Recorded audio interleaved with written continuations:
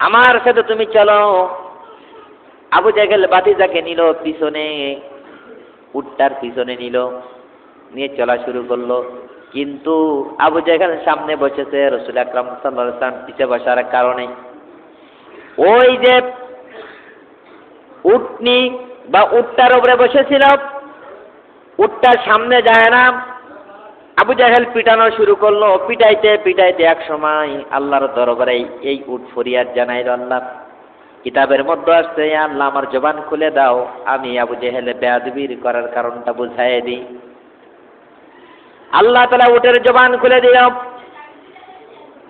উট বলতেছে, হে আরবের সরদার, তুমি শোনো, তুমি যদি আমাকে মারতে মারতে মেরেও ফেলো, আমি এখানে মারা যাব, কিন্তু রাহমাতুল লিল আলামিনের সাথে আমি বেয়াদবি করতে পারবো না। তুমি যতক্ষণ পর্যন্ত এই মুহাম্মদকে সামনে না বসাইবে, ততক্ষণ পর্যন্ত আমি উট জীবন গেলেও এক পা সামনে যেতে রাজি না। সুবহানাল্লাহ বিহামদি, সুবহানাল্লাহ। ইনি ছিলেন রাহমাতুল লিল আলামিন। তিনি ভালোভাবে জানতেন তিনি রাহমাতুল লিল আলামিন। তিনি অনেকভাবে আল্লাহ রসুলকে পরীক্ষা করেছেন। পরীক্ষা করার পরে তিনি ঈমান আনয়ন করেন নাই। একদিন তিনি রসুলকে মাটি চাপা দেওয়ার জন্য, পাথর চাপা দেওয়ার জন্য একটা গর্ত খনন করলেন। আল্লাহ রসুল সাল্লাল্লাহু আলাইহি সাল্লাম নামাজে যাইবেন, মসজিদে যাইবেন, ঠিক এরকম একটা জায়গায় আল্লাহ রসুলের চলার পথে গর্ত খনন করার পরে আবু জাহেল বলতেছে, আমি তো শেষ রাত্রি রসুল যখন নামাজে যাইবে, তাহাজ্জুদে যাইবে, এমন ভাবে তোমরা গর্ত খনন করো এটা যেন বোঝা না যায় এখানে একটা গর্ত আছে, একটা খন্দক আছে, একটা খানা আছে, খন্দক আছে, এখানে তো বোঝা না যায়, এমন ভাবে তোমরা এমন একটা পরিবেশ তৈরি করো। তার লোকজন দিয়ে এমন একটা পরিবেশ তৈরি করলাম, দেখলে বোঝার কোনো উপায় নেই এখানে একটা খন্দক আছে, একটা কুয়ার মতো একটা বিরাট একটা গর্ত আছে, এরকম দেখার বোঝার উপায় নাই। আল্লাহ রাসূল সাল্লাল্লাহু আলাইহি সাল্লাম ঠিক তাহাজ্জুদের সময় হয়ে গেছে। আল্লাহ রাসূল যাইতেছে, যাওয়ার সময় দেখে অনেকগুলো লোকজন মিলে একটা গর্তের কিনারায় বসে বসে কি যেন বলা কওয়া করতেছে, আর রশি দিতেছে আর বলতেছে, ওঠো ওঠো ওঠো। লোকটার নাগাল পায় না, লোকটার ভিতর থেকে চিৎকার করে করে বলতেছে, আমারে বাঁচাও, আমারে বাঁচাও। আল্লাহর হাবিব আস্তে আস্তে করে নিকটে গেলেন। নিকটে যাওয়ার পরে দেখলেন গর্তের মধ্যে অন্য কেউ না, চাচা আবু জাহেল গর্তের মধ্যে বসে আছে। বেশি দূরে না, কিন্তু ওরা যে রশিটা দেয়, রশিটা কিন্তু ওর হাতের নাগালে যায়। ধরবে ধরবে ধরতে পারে না, ধরবে ধরবে ধরতে পারে না, এইরকম একটা অবস্থা হয়ে যায়। তারা ওই শেষ রাত্রি থেকে চেষ্টা করতেছে, পারে না পারে না পারে না। রাসূল আকরাম সাল্লাল্লাহু আলাইহি সাল্লাম এসে বললেন, কি ব্যাপার, কি হয়েছে? আল্লাহ রাসূলকে বলেন, ইয়া রাসূলুল্লাহ, সমস্ত সব কিছু আপনার কাছে খুলে বলবো, একটা কথা আমি লুকাবো না। ইয়া রাসূলুল্লাহ, হাবিবাল্লাহ, আমাদের নেতা আবু জাহেল আপনাকে মারার জন্য একটা খানা, একটা খন্দক করলো, একটা গর্ত করলো। আপনি যখন পড়ে যাবেন, সাথে সাথে আমরা আশেপাশে ছিলাম, আপনি যেই না পড়ে যাবেন, আমরা আশেপাশের থেকে এসে মাটি চাপা দিয়ে আপনাকে মেরে ফেলার জন্য মানে পরিপূর্ণ পরিকল্পনা আমাদের ছিল। আমরা সেইভাবে প্রস্তুতি ছিলাম। হঠাৎ করে দেখলাম একজন এসে ওর ভিতরে পড়ে গেছে। একজন এসে দেখলাম দৌড় দিয়ে এসে ওর ভিতরে পড়ছে। আমরা কথা অনুযায়ী, কর্ম অনুযায়ী আমরা সবাই এসে মাটি চাপা দিলাম, কেউ পাথর দিলাম। এমন সময় ওর ভিতর থেকে আওয়াজ আসলো, আমি বললাম, আবু জাহেল আবুল আহকাম, আমি তোমাদের নেতা আবুল আহকাম, আমি আবু জাহেল, তোমরা আমাকে মেরো না, তোমরা আমাকে মেরো না, আমি তোমাদের নেতা। যখন তারা চিনতে পারলো, নেতাকে পাথর মারা বন্ধ করে দিল। ইয়া রাসূলুল্লাহ, হাবিবাল্লাহ, আমরা আমাদের নেতাকে বেশি দূরে তো ফেলাই নাই, এরপরে মাটি দিলাম, এরপরে পাথর দিলাম, যে পরিমাণ মাটি এবং পাথর দিলাম, তাতে করে আমাদের নেতা এতক্ষণ উঠে উপরে আসার কথা।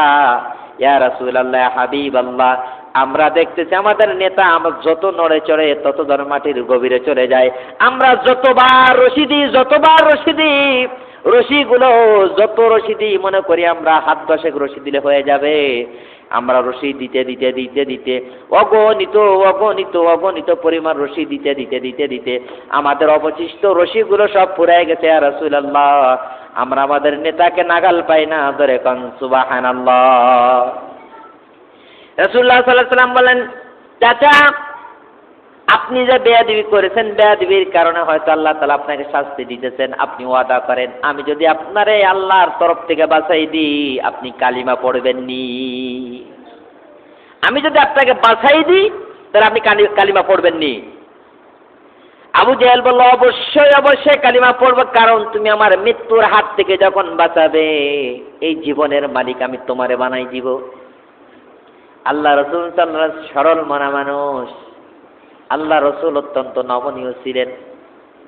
আল্লাহ রসুল এমন ভাবে চলাফেরা করতেন, এমন ভাবে চলাফেরা করতেন, এমন ভাবে চলতেন, এমন ভাবে চলতেন রাহমাতুল লিল আলামিনের মাথাটা ছিল একটু ঝোঁকানো, কেমন জানি নমনীয় ভাব নিয়ে চলতেন।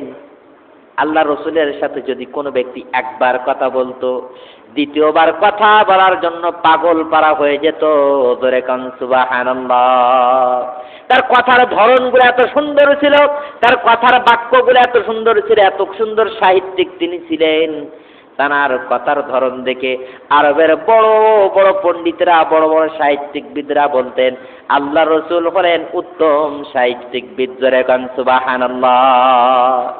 আল্লাহ রসুলের কথাগুলো এমন ছিল, এমন ছিল, এমন ভাবে কথা বলতেন আরবের বড় বড় কবিরা পর্যন্ত বলতেন এত অন্য কোনো বাক্য নাই, এত সুন্দর কথা একমাত্র আসমান ওয়ালা না জানাইলে কেউ জানতে পারতো না। সুবহানাল্লাহ বিহামদিহি। ইয়া রাসূলুল্লাহ, আমরা এতগুলো রশি দিলাম উঠাইতে পারি না। ইয়া রাসূলুল্লাহ আপনি কেমনে উঠাবেন? তা তোমরা চিন্তা করো না, তোমরা কি ইসলাম ধর্ম গ্রহণ করবে? হ্যাঁ আমরাও করব, আমাদের নেতার সাথে আমরা ইসলাম ধর্ম গ্রহণ করব। আল্লাহ রসুল সাল্লাল্লাহু আলাইহি সাল্লাম নিজের পাকড়ি মুবারকটাই আপনি কুয়ার ভিতরে দিলেন।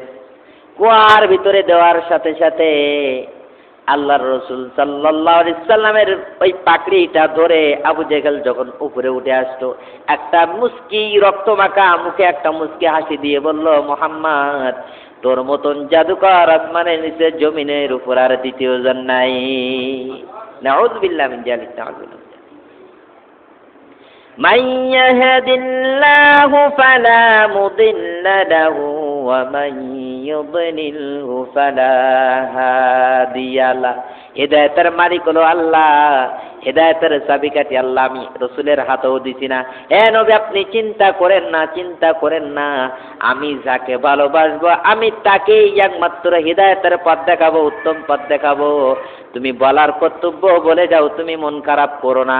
আমি রসুল মন খারাপ করি না, তুমি যা বলেছো ইয়া চাচা, ও চাচা তুমি যাই বলো না কেন মন খারাপ করি না। তুমি হয়তো ঠাট্টা বিদ্রুপ করতেছো, চাচা একটা বার পড়ে নাও লা ইলাহা ইল্লাল্লাহু মুহাম্মাদুর রাসূলুল্লাহ। আপনি যদি একটা বার মুহাম্মাদুর রাসূলুল্লাহ পড়ে নাও, লা ইলাহা ইল্লাল্লাহ পড়ে নাও, এই তোমার যে লোকগুলো আছে সবাই জাহান্নামের আগুন থেকে বেঁচে যাবে। আপনি যদি একটা বার লা ইলাহা ইল্লাল্লাহ পড়েন তাহলে আপনার সাথে এরাও পড়ে নেবে। আবু জেহেল রক্ত মাখা দেহ নিয়ে এক পা দুপা করতে বাড়ির পানে রওনা দেয় আর বলে, মুহাম্মদ রে তোর মতন জাদুকর আর আরবের উপরে কেউ হতে পারে না। নাউযু বিল্লাহি মিন যালিক। হেদায়েতের মালিক আল্লাহ এই জন্য করে তিনি যেটাই করেন না কেন তিনি মন গড়া কোনো কথা বলেন না। ওয়া মা ইয়াতিকু আনিল হাওয়া ইন হুয়া ইল্লা ওয়াহয়ুন ইউহা। তোমরা রাসূলকে কেন মানবে? ওই রাসূলের আদেশ নিষেধগুলো কেন তোমরা মানবে?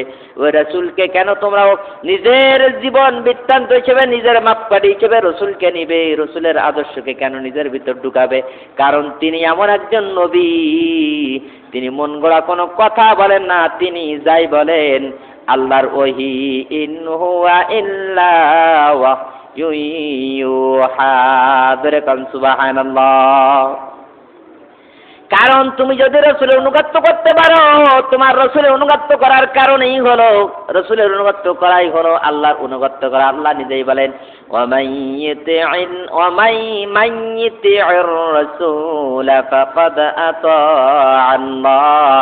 আমি রসুল, আমাকে ইত্তেবা করার মানেই হলো রসুলের ইত্তেবা করার মানেই হলো আল্লাহর ইত্তেবা করা। জোরে কারণ সুবহানাল্লাহ। এবং আল্লাহ রসুল বলেন, কারণ তার তোমরা এমন জনের ইত্তেবা তোমরা করো, যার ইত্তেবা তোমরা করো মনে হয় না সে তোমাদের আখিরাতে পারাপার করতে পারবে। তোমরা আমি রবের পক্ষ থেকে একটা আয়াত তোমাদেরকে শুনাই, ওয়া ইন্নাকা লা তাহদি মান আহবাবতা ওয়ালাকিন্নাল্লাহা ইয়াহদি মান ইয়াশা। অপর অধ্যায়ে বলেন, ওয়া ইন্নাকা লা তাহদি ইলা সিরাতিম মুস্তাকিম। আপনি তো অবশ্যই সরল পথের দিক নির্দেশনা দিয়ে থাকেন। এই সরল পথ হলো আল্লাহর পথ। যে পথ আপনি দেখান এই পথটাই হলো সরল পথ এবং আল্লাহর দেখানো পথ। কারণ আপনি যে পথ দেখান এ মানুষ রচিত কোনো পথ না, এ পথটা হলো আল্লাহর রচিত পথ। জোরে কান সুবহানাল্লাহ। এই পথে মতে চলতে আমরা রাজি আছি না নাই? আমরা যদি এই পথ এবং মতের উপরে চলি